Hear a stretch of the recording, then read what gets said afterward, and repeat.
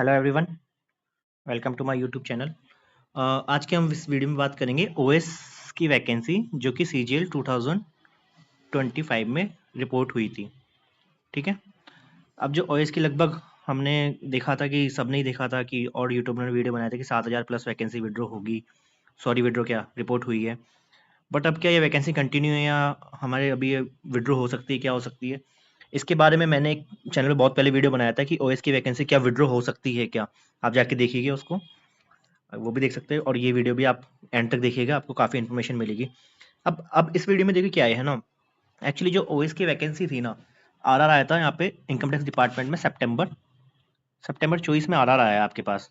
तो जो भी पहले की जो वैकेंसी थी ना, वो क्या होता था पहले की जो टीए है, टीए वो बनता था senior TA, senior tax assistant. उसके बाद वो बनते थे ओएस। बट अब इन दोनों कैडर को मर्ज कर दिया गया, जो कि एक 4200 ग्रेड पे का कैडर था और सीनियर टीए पोस्ट अबोलिश कर दी गई आरआर आने के बाद।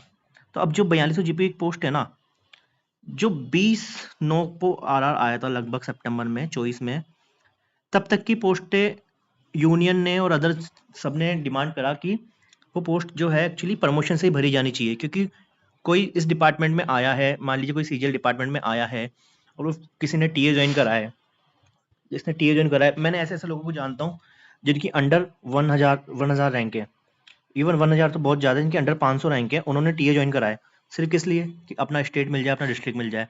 उनको अदर रीजन्स में आराम से इंस्पेक्टर मिल सकता था, फिर भी उन्होंने टीए चूज करा है। तो अब जो उनका फ्यूचर है, वो सीनियर टीए बनने वाला तो बिल्कुल खत्म ही हो गया था आरआर आने के बाद। परंतु एक अच्छी न्यूज़ उन लोगों के लिए है जो इन्होंने पहले टीए ज्वाइन कर रखा, उनका प्रमोशन अब शायद फास्ट हो सकता है।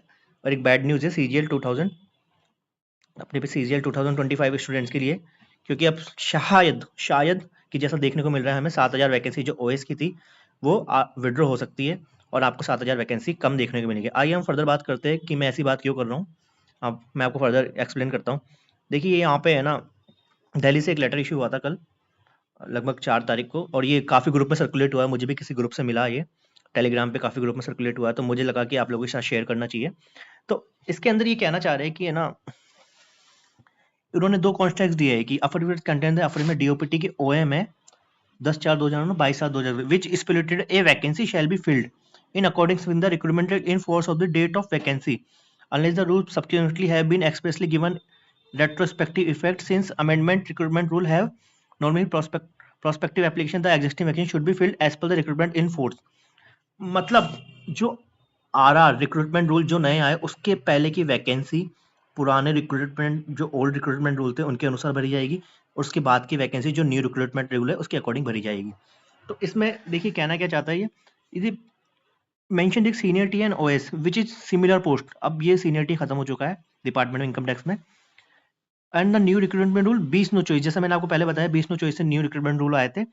और उससे पहले जो बैकलॉग वैकेंसी थी which belong to entirely the promotion quota, मतलब जो पहले की जो वैकेंसी थी ना, इस तारीख से पहले पहले की वैकेंसी 20/9 चॉइस से पहले पहले की वैकेंसी, वो सारी क्या थी, प्रमोशन कोटे की वैकेंसी थी।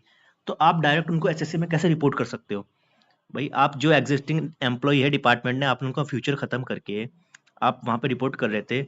और जो कि डीओपीटी के सर्कुलर में साफ लिखा हुआ है कि इन्होंने मेंशन भी कराया, सर्कुलर नंबर यहाँ पे आप देखिए ऊपर, कि जो सर्कुलर है उसके अकॉर्डिंग जो वैकेंसी है वो पहले के रिक्रूटमेंट रूल के अकॉर्डिंग ही भरी जानी चाहिए। ठीक है। फिर फर्दर इन्होंने पैरा भी मेंशन करा है, फर्दर है para DoPT OM 3501402 80 state 7/9/96 subsequently retired. और फिर इसके बाद दोबारा ये इशू हुआ है 2021 में कि vacancy would be carry forward and correspond direct recruitment vacancy next year.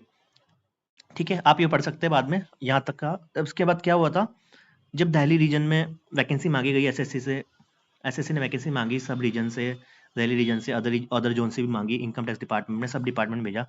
However Delhi region at the publication of new RROs cadre 20/25 total 1238 vacancy pending उस टाइम उनके पास थी।